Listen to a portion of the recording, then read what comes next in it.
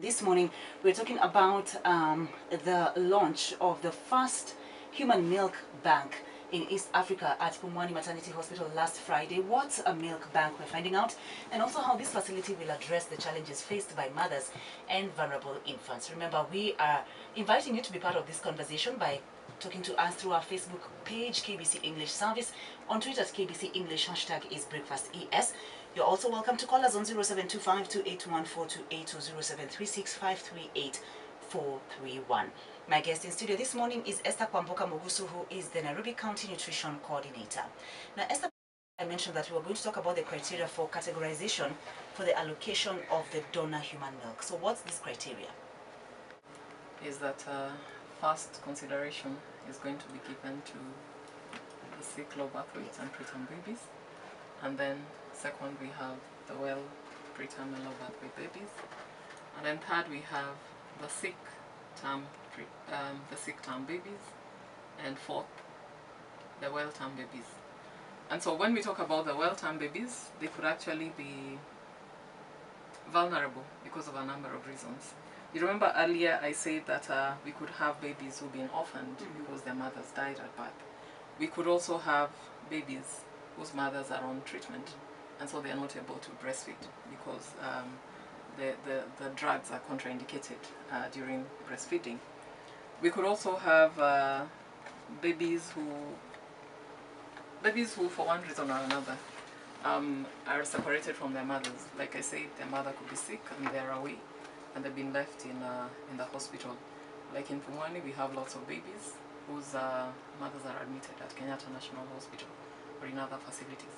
But because the baby needs to be taken care of, then we will remain with the baby, take care of the baby while the mother gets her help elsewhere.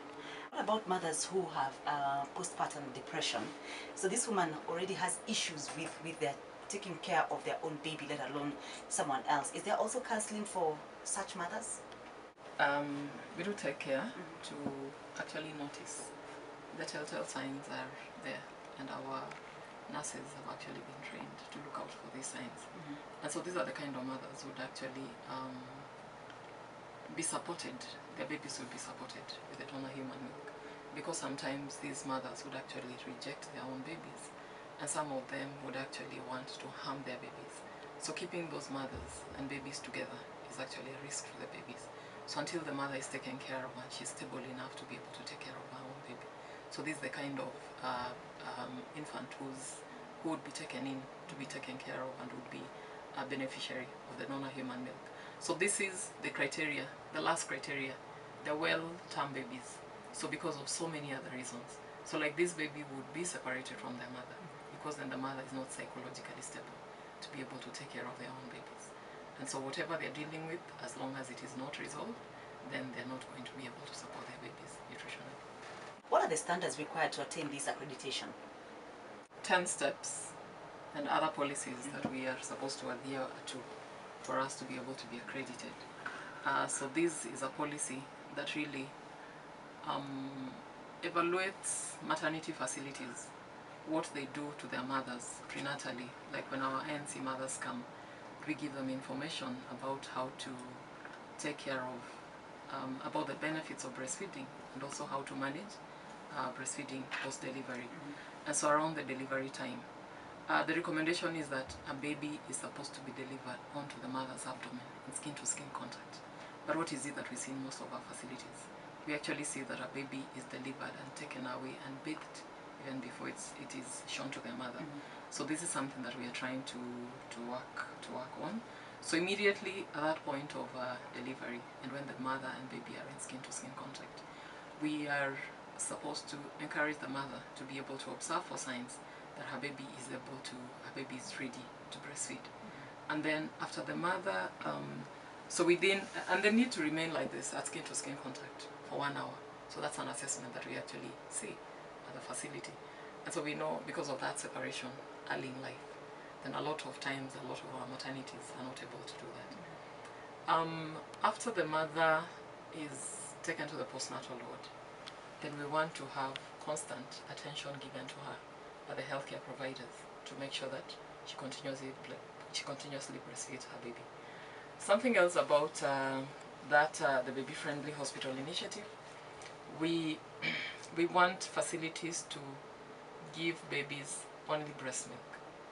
We do not want anything else given to babies. Like formula? Be it formula, be it water. Some facilities actually give their babies glucose water. So this is not recommended. So we want to look at that, exclusive breastfeeding. Something else that we're looking at is encouragement for demand feeding. The mother is supposed to be told to feed her baby as often as the baby wants and for as long as the baby wants. So that is what we call demand feeding. And then hospitals are supposed to be able to link the babies and their mothers to a place where they can get help. It could be to a community health volunteer, it could be to another facility. It could be, they could give them a line. They could be able to give them a line to be able to call for them to get help. So any referral that is going to support the mother after they leave hospital, then that would be very welcome. So there's three other issues that we deal with, the baby-friendly hospital initiative. We talk about the mother-friendly care. How is the mother taken care of while they are at the hospital? Are they allowed to have birth companions? How is the pain management done? Are they encouraged to be able to have non-medical pain relievers, like having your companion wrapping your back, for example? That can really relieve the pain. And then also, are the mothers allowed to eat light food just before they deliver? Are they also allowed to walk around if it is if they are stable and they're not at risk of that, because then it is going to encourage the labor process. And you're saying, Esther, that the Pumwani hospital has taken all these steps, because we've Oh, had yes. horror stories about Yes. Pumwani, No, no, especially. no, no. It's taken all these steps. Yes, it's taken all these steps. Okay. And then probably finally, about HIV, we are supposed to tell mothers the importance of HIV testing. We are supposed to teach them about the vertical transmission that is from mother to baby, and so we are supposed to encourage them to take the test so that we can give them support. And something else that we are supposed to look at, again in this baby-friendly hospital initiative, the use of the adherence to the code of marketing of the breast milk substitutes, which in Kenya we have adopted and called the Breast Milk Substitutes Act, Control and Regulation Act 2012. So this is a regulation that that actually limits the use of breast milk substitutes like the formula in the hospital facilities. For those who might be hearing about this for the first time, please explain what these projects are about. We are calling it the Mother Baby Friendly Initiative Plus. The Mother Baby Friendly Initiative Plus is a package of three strategies. So the first strategy is the Human Milk Bank. The second strategy is the Kangaroo Mother Care. Kangaroo Mother Care is where we have babies who are either low birth weight or preterm, who are clinically stable, actually consistently in skin-to-skin contact with the mother. And so they are put in that position and they are secured in that position, and so 24 hours they are actually in skin-to-skin contact with the mother.